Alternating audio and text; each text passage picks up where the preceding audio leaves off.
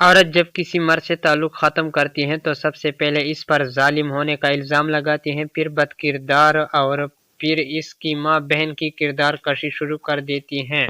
किसी से इतनी ही बात करो जितनी वो करना चाहिए, किसी की इतनी ही परवाह करो जितनी वो बर्दाश्त कर ले, किसी से इतना ही मिलो जितना वो मिलना चाहिए, क्योंकि इस दौर में मुखलिस से ज्यादा मुनाफिकत के चर्चे हैं। इसलिए जो जितना चाहिए इसे इतनी अहमियत दो, वरना सिवाय दुख के और कुछ नहीं मिलेगा। हसीन औरत आपको कायल कर सकती है कि आपकी बात तमाम दलाल के बावजूद भी गलत है। इस माशरे में औरत का मर्तबा कैसे बुलंद होगा जहां मर्दों की लड़ाई में गालियां माँ बहन को दी जाती हों। औरत बाप की गुर्बत तो सह लेती है मगर शोहर की नहीं। औरत जब किसी मर्द से ताल्लुक खत्म करती है तो सबसे पहले इस पर जालिम होने का इल्जाम लगाती है, फिर बदकिरदार और फिर इसकी माँ बहन की किरदार कशी शुरू कर देती हैं। ये मत सोचते रहे कि लोग क्या कहेंगे, बस मेहनत करे और जो कुछ भी लोग कहते हैं उन्हें कहने दे, फिर ही आप कामयाब होंगे, क्योंकि जितने भी लोग कामयाब हुए उन्होंने इस जुमले पर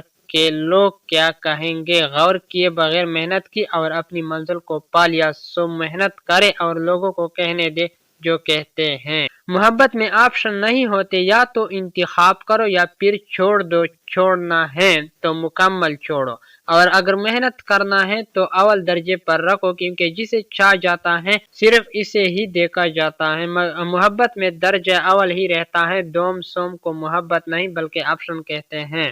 एक अफ्रीकी कहावत है कि भेड़ अपनी सारी जिंदगी भेड़ है से डरते हुए गुजारती है और आखिर उसे चरवाहा कहा जाता है। कभी कभी इंसान का खामोश होना ही बेहतर होता है, बजाय इसके हम लोगों को बोल कर बताएं कि हम कैसा महसूस कर रहे हैं, क्योंकि ये अमल इस वक्त मजीद तकलीफ का बाइस बनता है जब लोग हमें सुन तो रहे होते हैं मगर हमारी कैफियत दर्द और तकलीफ को नहीं समझ पा रहे होते हैं। कहते हैं कि बैल को सामने से न पकड़ो, घोड़े को पीछे से न पकड़ो और जाहिल को किसी भी सिमत से भी न पकड़ो।